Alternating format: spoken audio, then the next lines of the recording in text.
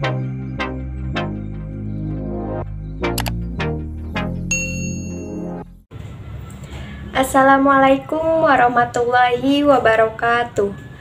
Salam Om Swastiastu, Namo Buddhaya, salam kebajikan, salam sejahtera bagi kita semua.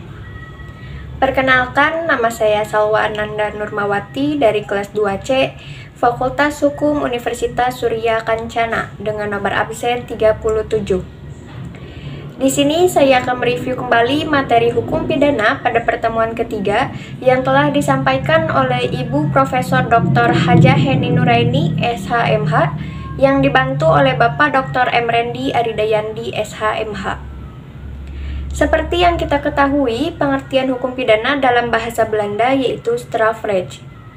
Hukum pidana ini dibagi menjadi dua, yaitu hukum pidana material dan hukum pidana formal.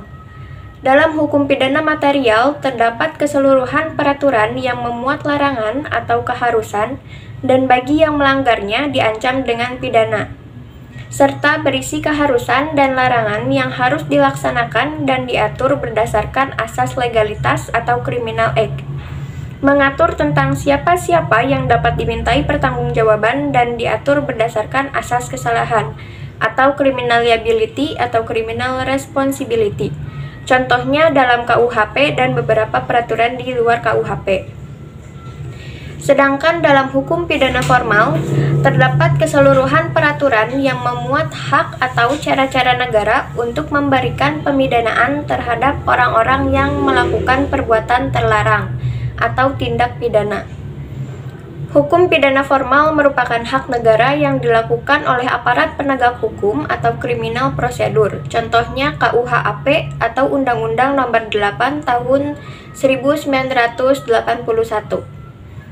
Dalam pertemuan ketiga juga membahas mengenai pembagian kitab undang-undang hukum pidana. Pembagian kitab undang-undang hukum pidana dibagi menjadi dua bagian, yaitu umum dan khusus.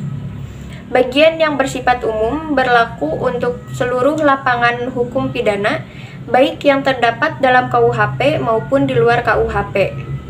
Hal ini diatur dalam buku 1, yaitu pasal 1 sampai 103. Sedangkan bagian yang khusus mengatur perbuatan-perbuatan mana yang dapat dipidana dan disertai ancaman berupa sanksi bagi yang melanggarnya. Hal ini diatur dalam buku 2 pasal 104 sampai 488 tentang kejahatan dan buku 3 pasal 489 sampai 569 tentang pelanggaran. Berlakunya hukum pidana terdapat dua bagian, yaitu menurut waktu dan tempatnya. Menurut waktu atau locus temporis didasarkan pada asas legalitas atau principle of legality. Dalam KUHP diatur pada pasal 1 ayat 1, tiada suatu perbuatan dapat dipidana kecuali atas kekuatan aturan pidana dalam perundang-undangan yang telah ada sebelum perbuatan dilakukan. Hal ini berisikan dua konsekuensi, yaitu tindak pidana harus dirumuskan terlebih dahulu dalam rumusan UU. Tindak pidana yang tidak diatur dalam KUHP tidak dapat dipidana atau dihukum, serta larangan adanya penafsiran secara analogi. Yang kedua, peraturan harus ada sebelum terjadinya tindak pidana. Tidak boleh berlaku surut atau retroaktif, menjamin individu dari kesewenang-wenangan penguasa. Sanksi pidana merupakan paksaan atau buang. Hukum pidana menurut tempat atau locus delicti. Daratan negara, perairan atau laut teritorial yang ditetapkan oleh HI, udara di atas wilayah negara. Berdasarkan hal tersebut berlaku beberapa asas, yaitu asas teritorial terdapat dalam pasal 2 KUHP, asas personal atau nasional aktif terdapat dalam pasal 5 KUHP, asas perlindungan atau nasional pasif terdapat dalam pasal 4 dan pasal 7, asas universalitas, ekstradisi atau penyerahan atau bantuan hukum yang bersifat internasional.